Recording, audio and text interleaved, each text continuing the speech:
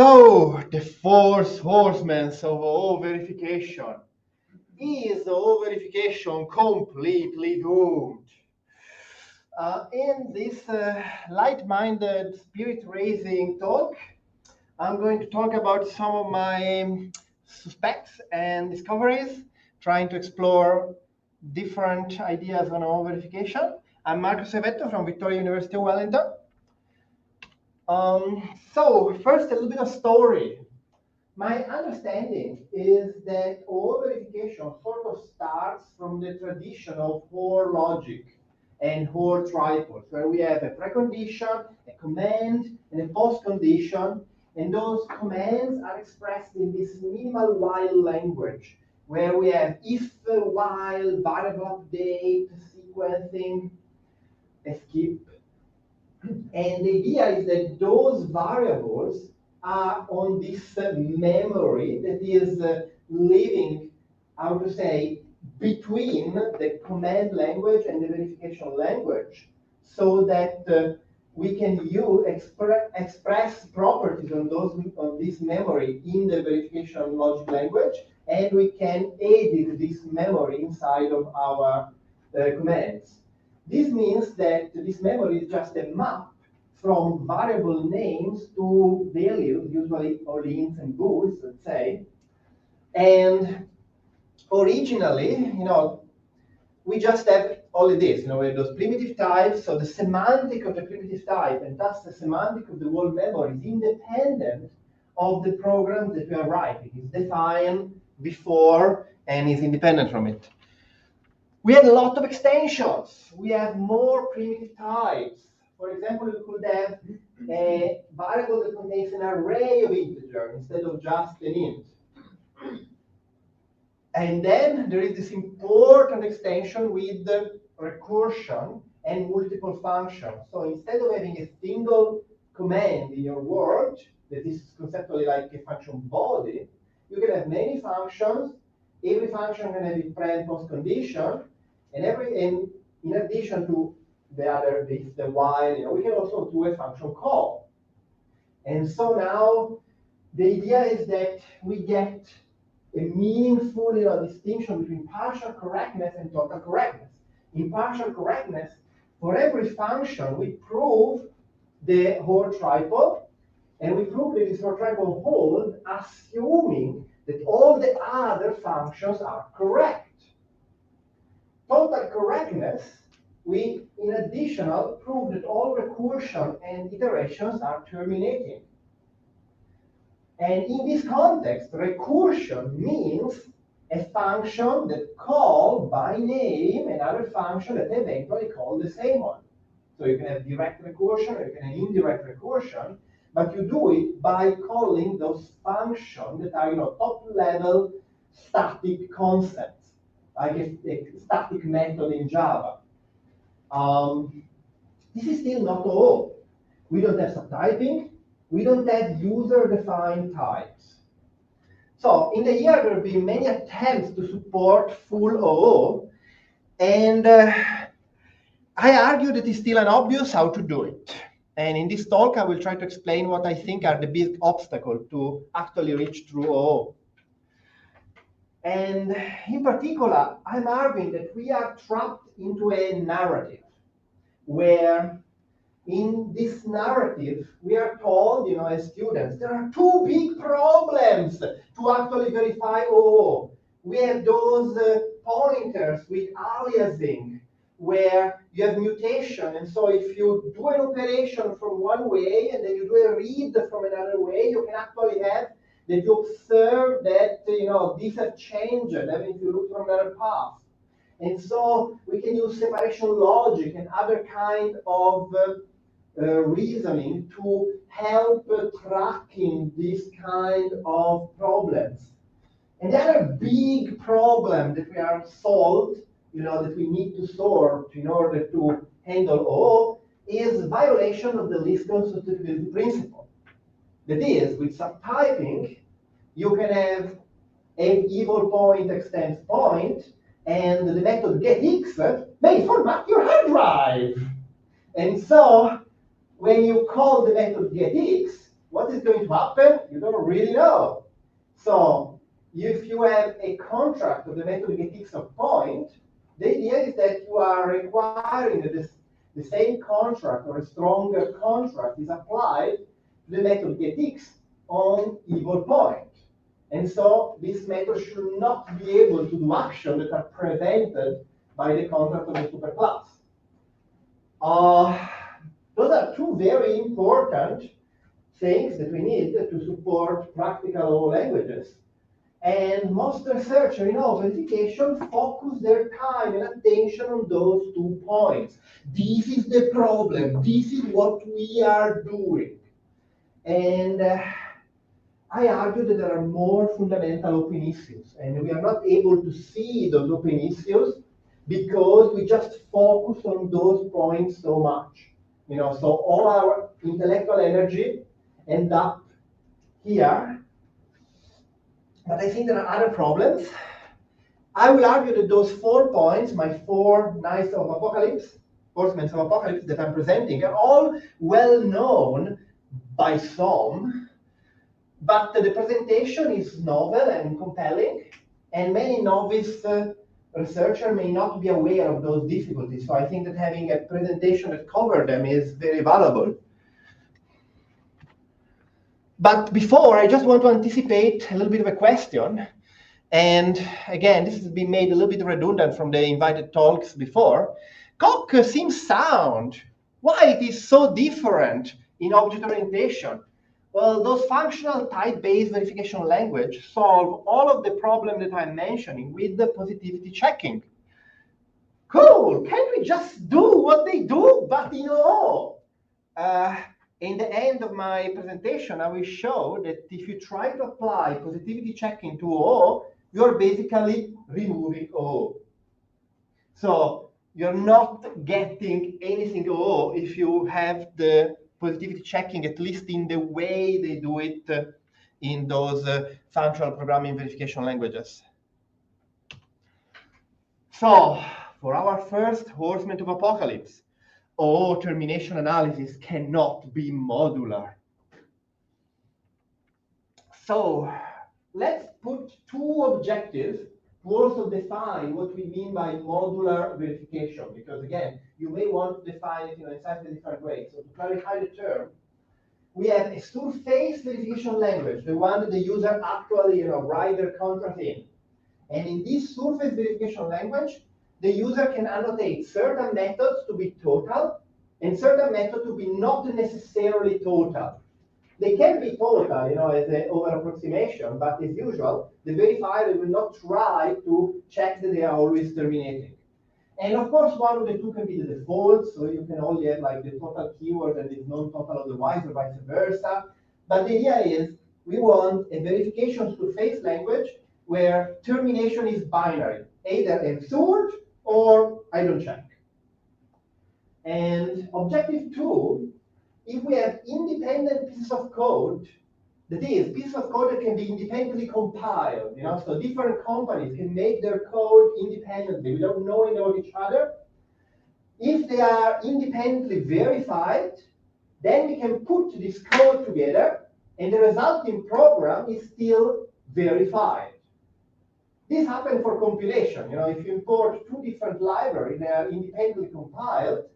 When you just put the library together, you don't get a type error just by putting code together. This is what we intend with modular type checking in some sense. And so for modular verification, I'm trying to get the same aim. You have independently verified components, you put them together, it should still be verified. And now I'm going to show you that those 2 objectives are incompatible. You cannot have both. You can have M. So there are 3 companies working independently. There is company 0 that does the interface I. The interface I has 2 methods, A and B. They both take an argument of type I. And they are both guaranteed to be total. And how we verify the code of company I? Done. From this point of view of or triple verification, If you have no method body, because your method is abstract, your code is already verified. There is nothing to verify. So this passed our modular verification, whatever our modular verification is. You see, I'm trying to be abstract, not to talk about a specific verifier. I'm trying to make a general statement. Then I have company one that implements the interface I. And we don't want to violate the least constitutive principle, so we repeat the same exact contract. So we have an implementation for the method A that just returns 5. Is this total? Well, it just returns a constant. If your verifier, I don't care how it works internally, if your verifier doesn't verify that the method that returns a constant is total, I don't think you can do anything with it. It's completely unusable. It will never say that anything terminate. And then we have this method B. This method B does an indirection. Is this method total? Well, I take an argument. This argument has a method A that is annotated total. So this body just delegates the behavior to another method that is annotated total. Is C1.B correctly verifiable as total? If you don't, I'm not sure what you can possibly verify, right? And most verifiers will accept that B is total. So I'm arguing that the C1 should verify as total in a usable verification system. So what do we have? We have an interface I here wrote on a single line. We have C1, slightly more compacted here. And then company C2, that is, in another place, far away from company C1. They don't know each other, but they both import interface C1. And C2 also is an implementation of I, but the method implementation is sort of swapped. The method A return I.B of new C2, and the method B just return a constant. Again, C2.B has to be verified as total. C2.A should be verified as total, otherwise it's exceptionally hard to do anything. And it is the same exact code of before, so either you verify both C1 and C2 independently or none of the two. But as soon as C1 and C2 are verified, you can put them together and you can write code like new C1.B of new C2, and this code goes in loop, or at least doesn't terminate or give you stack overflow, depending on how you choose to model the semantic. And how is this code going in loop? How? There is no while. There's no for. Is there recursion? It depends. Like, look to the code of I. Is there recursion in I? No, there is no method body at all. Is there recursion in C1? Well, it doesn't look recursive. The first method just returns 5, and the second method just delegates to another type. And C2 is the same inverse. So clearly it doesn't terminate. Do we want to call this recursion? I'm arguing that maybe we need a better name or a classification of recursive, of kinds of recursion, because this is not the kind of recursion that the whole logic was thinking about. Whole logic recursion is explicitly calling those hard-coded function names so that you can understand how the system works. You can make a code graph and find it recursive. Here, the methods start to ping pong with each other, the B and the A and the B and the A, but they are not even called on the same object because we create new C1 and new C2 there. So if you define as recursive, if you define method as a property of an object, This code is definitely not recursive. The same method is never called twice. It's always a new receiver that receives a new call. It just depends on how you define the name recursion. It's definitely not terminating. It's not a loop, so maybe recursion is a good term, but maybe we should specify it a little bit further. Still, you see, this code is telling you, if you look to those classes in isolation, you really want to say that they are verified as total. And if you don't, it's not clear what your verifier actually do.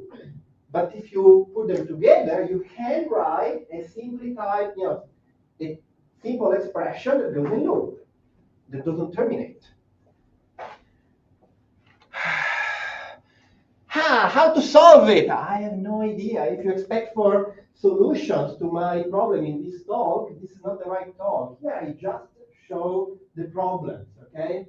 I think the communities should come together and figure out solutions together. What I'm showing is just that the binary termination specification, total, non-total, either one, is not enough. Maybe we need to expose termination layers or something like this to the user so that those two functions, A and B, doesn't just have total as a label, but maybe one of the two is total 5 and the other one is total 4. And so total 5 can call total 4, but not vice versa. I'm not sure, I don't know. Many options. What I know is that if you found an object-oriented verification language that just supports total and non-total, this binary choice in the surface level, well, then this system is not doing sound modular verification. And if they claim that they are doing it, they are misleading. They may be used terminology in a different way to how I define it, but I argue that we should find better terminology. In particular, it means that in practice, adding apparently unrelated code can break the termination of already verified code.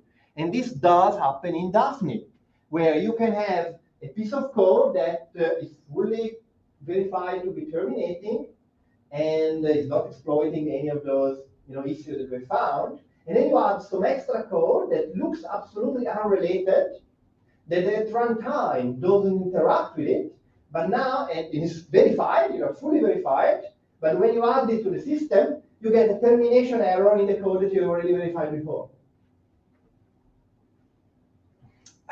Fantastic. So for my second horseman of apocalypse, ghost plus partial correctness equal unsound, as we have seen in the talk before.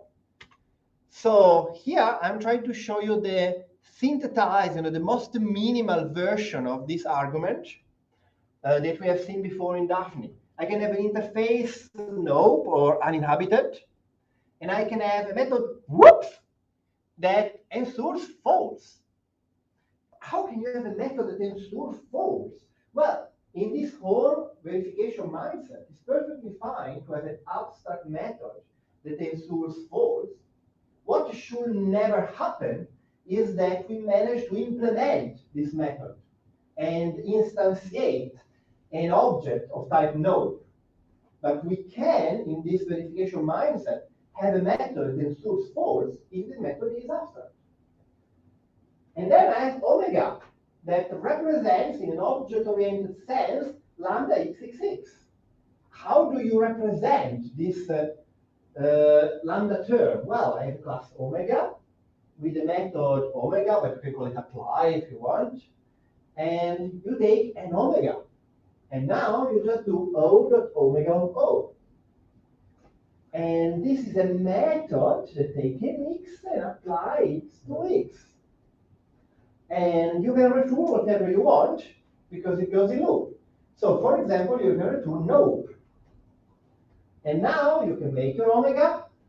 You can have a ghost variable that since so many verifiers have took up this ghost concept, probably the community recognized it as useful, right? If so many independent verification tools have included the concept of ghostness, in with different sizes, different twists, probably we think it's good.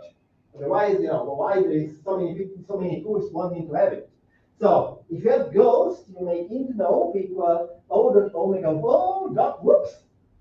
This encodes the lambda x66, lambda x66, so it doesn't terminate. And after infinite reductions, it's going to call the whoops method that is going to ensure false.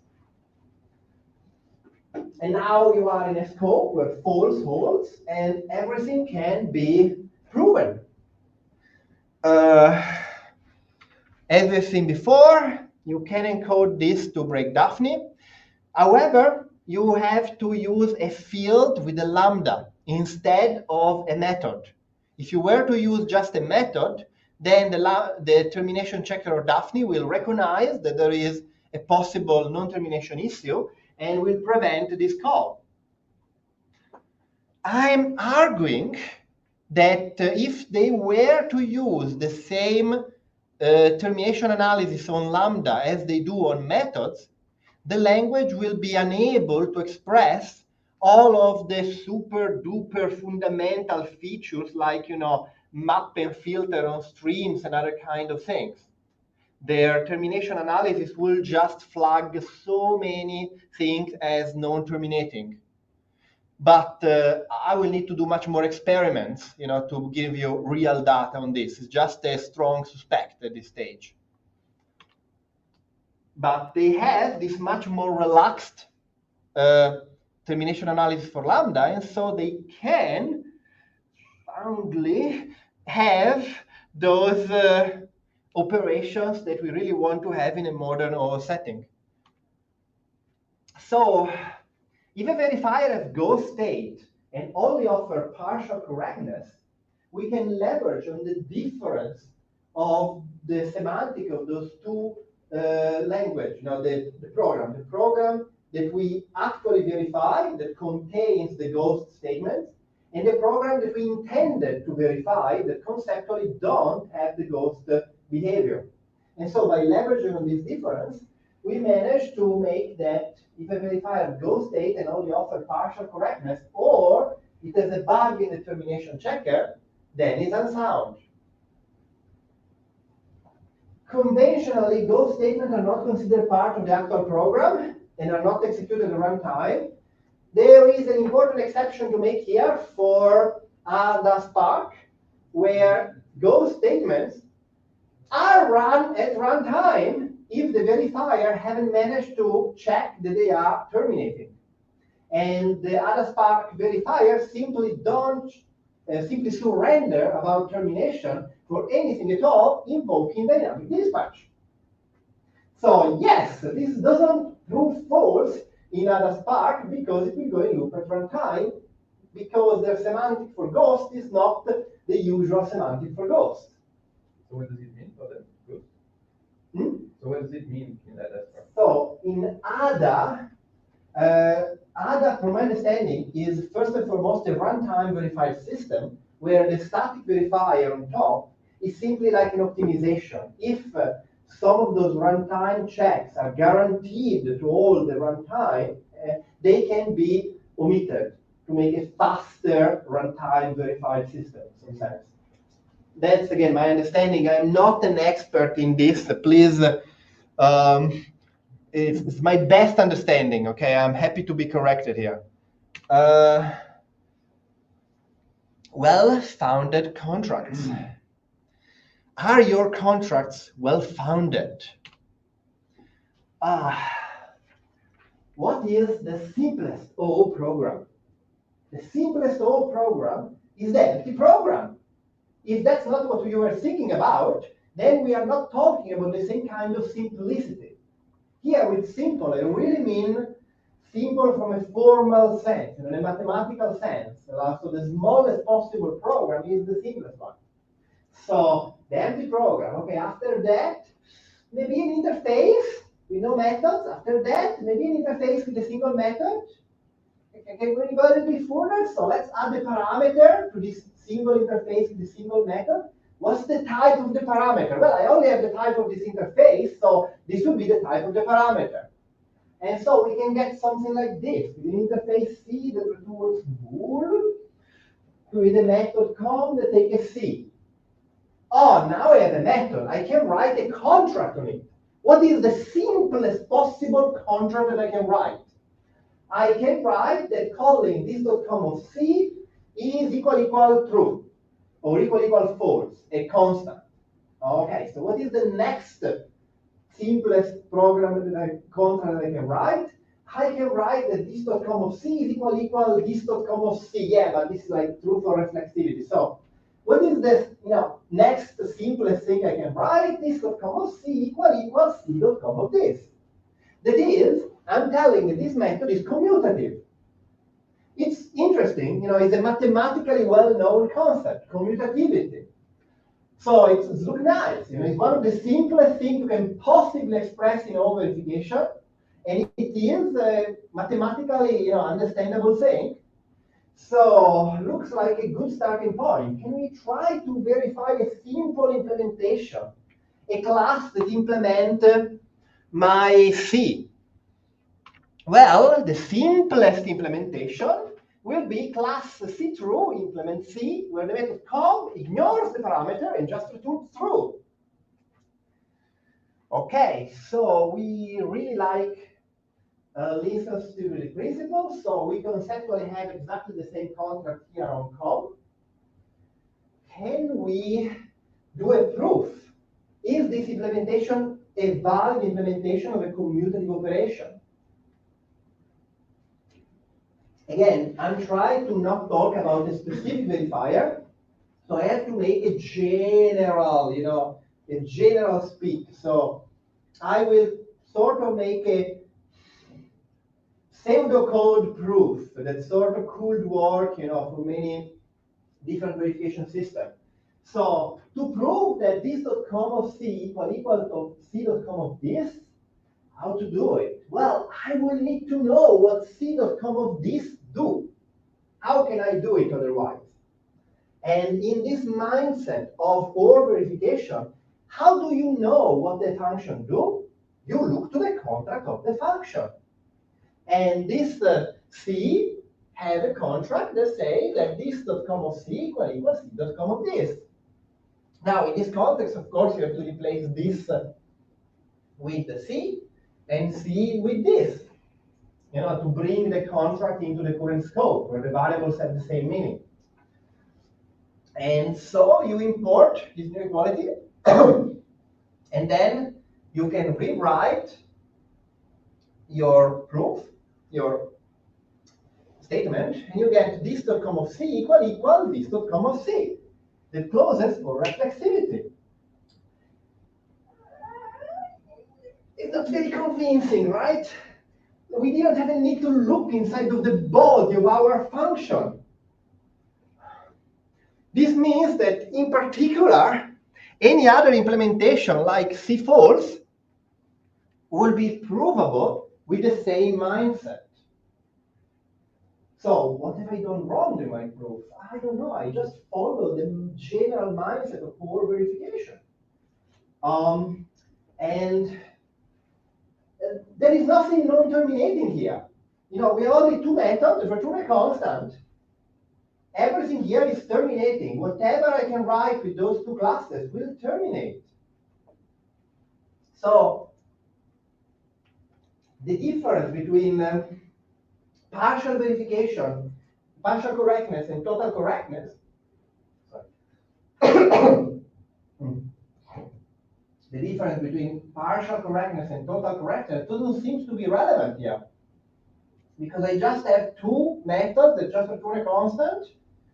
However, new C true.com of new C false is different from new C false.com of new C true. Right? So I have something clearly wrong that seems to be verified. But this code doesn't go in loop. This contract is saying something about C, right? Mm-hmm. So the line where you're calling the method should not actually be valid. How not? Well, you okay, yeah. rephrase So you should require something about C in the contract. What exactly? I sort of agree. Like, we need to make a bigger contract language that allow us to express something more.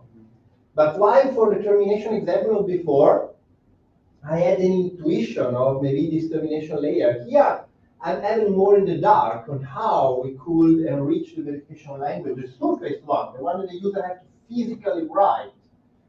So what does happen if you do this in Daphne? Daphne will recognize that this is problematic and that the contract is ill-founded. Ill-founded, yeah. Yes, that's where I'm going for the next slide. You're basically saying something happens for some arbitrary function that I don't know, right? Yes, but other verifiers don't recognize this problem. I don't know if Gobra will recognize this problem. I'm not sure if you can write this contract. You could try. Could you rephrase the questions when answering for the people? Oh, sorry. Anyway, most of those are going to be answered in the next slide, so I think it's okay for this case. So this code here doesn't go in loop. Is the contract that is going in loop? Well, it depends on what you mean for a contract to go in loop. Those in static verification, we want to express, at least some static verification tool, want to be able to express contracts that cannot conceptually be computed so that they can contain for all and exist, for example. So what does it then mean for a contract that cannot conceptually be computed to go in loop? Those kind of contracts are often called ill-founded. However, it's not fully clear what it takes for a contract to be well-founded or ill-founded. I suspect that modular well-foundedness checking is impossible for the same kind of arguments where I managed to show before that modular termination checking is impossible. And so we may have to further annotate our contract in some way to keep track of those dependencies, or maybe it's a fundamentally impossible problem. Here I'm showing a very direct example where we just have this class that depends to itself. So it's look like, we give us this intuition that we can just detect this circle. But consider this variant where I have CA and CB. And now the contract of CA calls for the contract of CB. So we have that this.com of CB has to be equal to CB.m of this. So we just have another method from another interface, and our contract just transfer to this other contract. And this contract ensures something. I don't know, imagine something there. Is CA.com well-founded? Is it well-founded full stop? Is it well-founded depending on what this something is? I'm not sure. What if a class implementing CB was to internally use CA? It looks like very likely because it takes a parameter of type CA, so if it doesn't trash it, it will use CA. What uses of CA will be okay? What uses of CA will actually make the contract of this whole cluster of classes all globally ill-founded? I don't know. And I'm really confused about it. I'm sure that there is, yes. If I can, this thing that you're showing is just that you're basically doing an induction without a base case, right? So I don't see why layers, for example, would not work. Adding a layer saying this contract is at this level or something, and then you can just use, because it's really like doing this induction, except your reduction goes wrong. So the question from the audience that I should repeat is more of a note, like I think that the termination layer or something similar adapted to random contract will work for the same reason it will work on the modular termination analysis. It's possible. I would like to see how that works in practice, and in particular, I would really like to see like an ergonomic language that the user can use to write those constraints in those interfaces, you know, so that then any implementation can be modularly checked on it. I personally cannot completely understand how this will look. I agree that there is light in that direction. I'm not sure if we can reach it there. I will need to see it.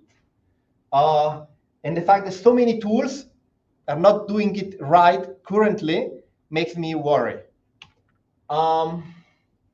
Then, inevitable reduction to primitive operations.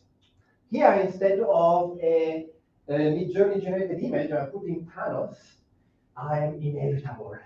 Because I feel like this is going to be like a Thanos snap dividing in half the community of what I'm saying. Like some people will think that I'm saying something that should absolutely, be right. Some people may think that I'm just going on something that just doesn't make sense to go for verification. And this depends on what do you think object orientation is. Is most of verification just an extra layer over verification of primitive types? If not, what can we verify in a basic OO system that does not have primitive type? So a basic OO system like Federated Java, where you don't have int, booleans, equal, object identity, field update, instance of, you just have the pure O, You can express piano arithmetic by having a class number and a class 0 and a class successor that extend number with a field of type number. You can express booleans by having your Boolean class, a true and a false extension of it, and you can use very similar encoding to the lambda calculus Booleans to get your ifs. So it is definitely too incomplete. You can express all of your things. But how will the contract even look like if you don't have equal or any inter-bool operations? The only way would be to have a lot of method calls inside of this contract, but where do you stop? What is that we can observe in a contract sense on a pure O language? In pure O, objects have methods. You can call a method and you get another object. That is a thing that has methods.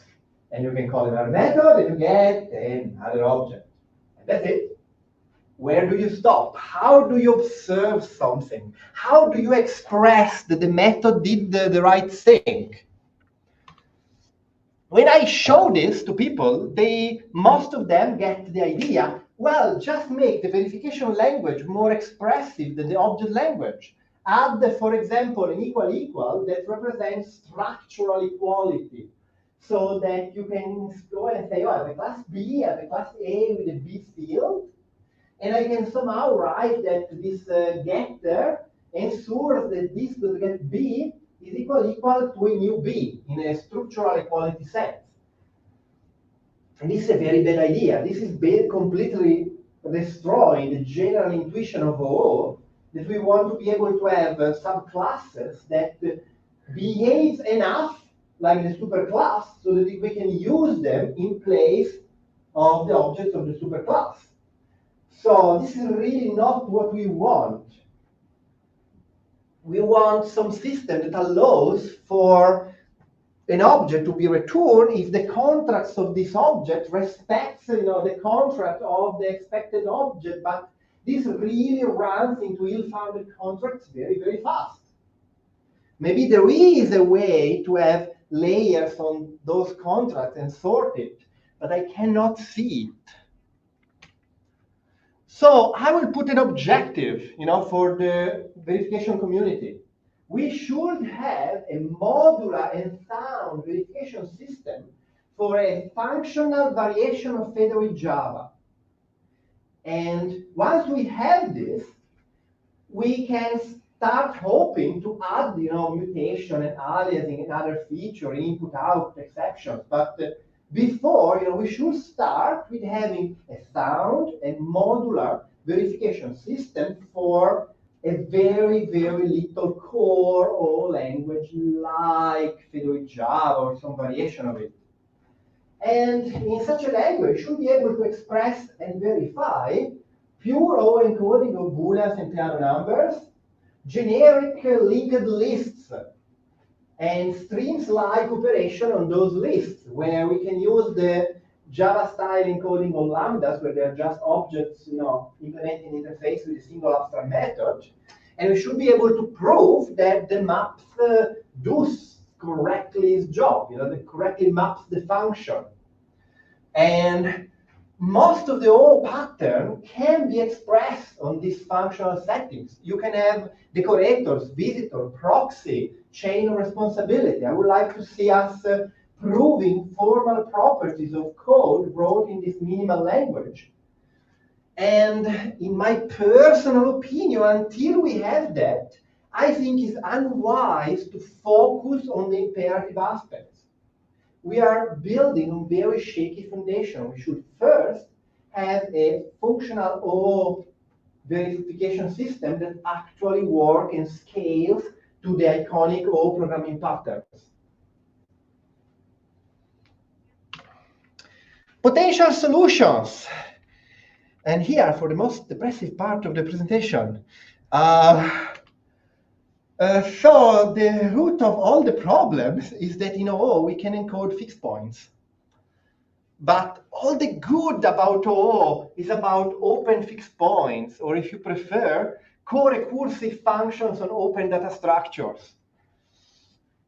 If we have those kind of open fixed points, we can go in loop in those very hard to modularly predict ways. And we can make contracts that become ill-founded in hard to predict ways.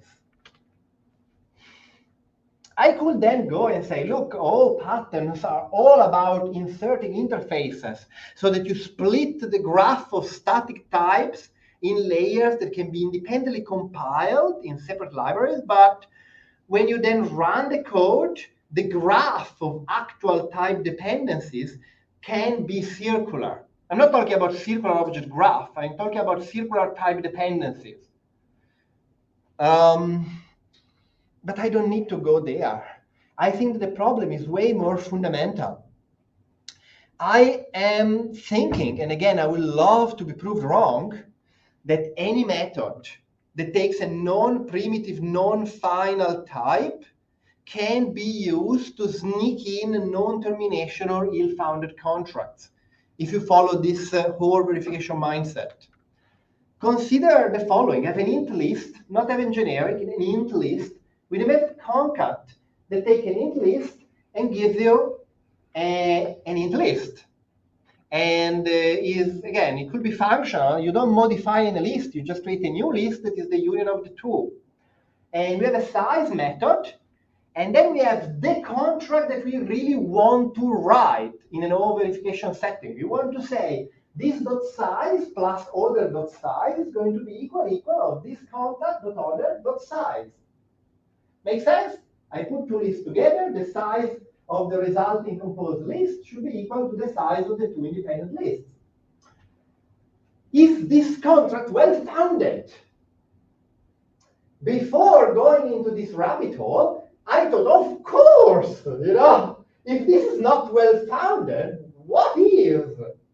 However, now I look at it, and I'm not sure.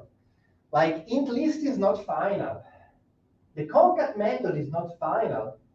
But what I'm actually, my spider sense are actually telling me that the size method being non-final is the problem there. What happens if I have a kind of list that overrides final, that overrides size, and inside of size, somehow we use the concat. Maybe we don't use concat on this object. We use concat on other sub-lists. Maybe it's a list of lists, and it wants to make so that the size is the list of the flattened list. I know, something.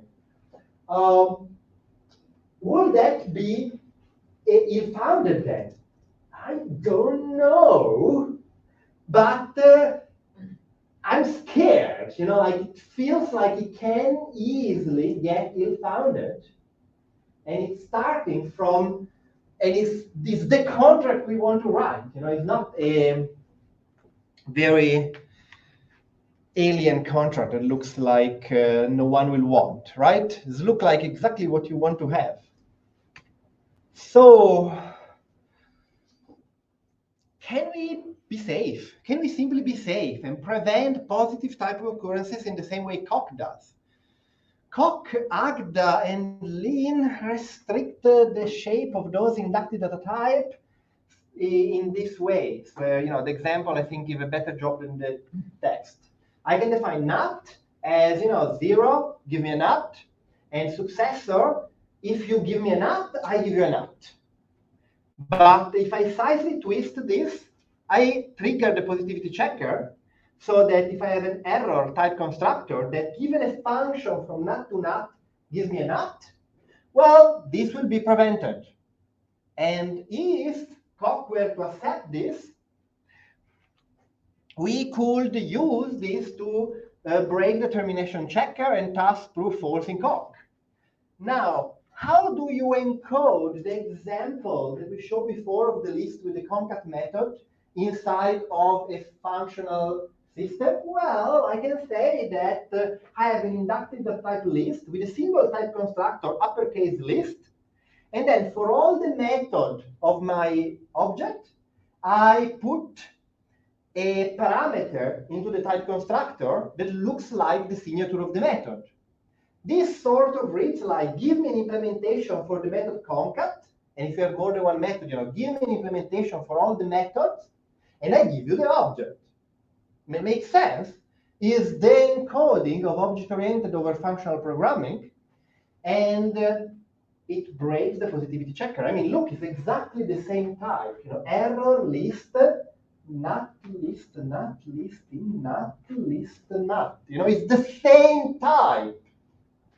So if your verifier allows this, you can prove false if you don't have any new different creative thing with respect to the way Koch check termination.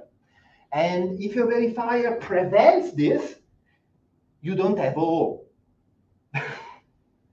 That's what I think. You just don't have OO. But maybe it's a little bit worse. Look at this other case. I have a class list with the method concat, and it takes not a list. I promise I'm really, really not a list. What if not a list has a list field? Will that still be sound, or it will trigger the positivity checker in some indirect way? What if I have an evil class that extends not a list, and this one has a list field? What if evil simply makes a new my list that extends list? Will that be enough to encode fixed points and omega? I don't know, but I suspect so. It really sounds like it. So, no positivity checking for all. Other solutions?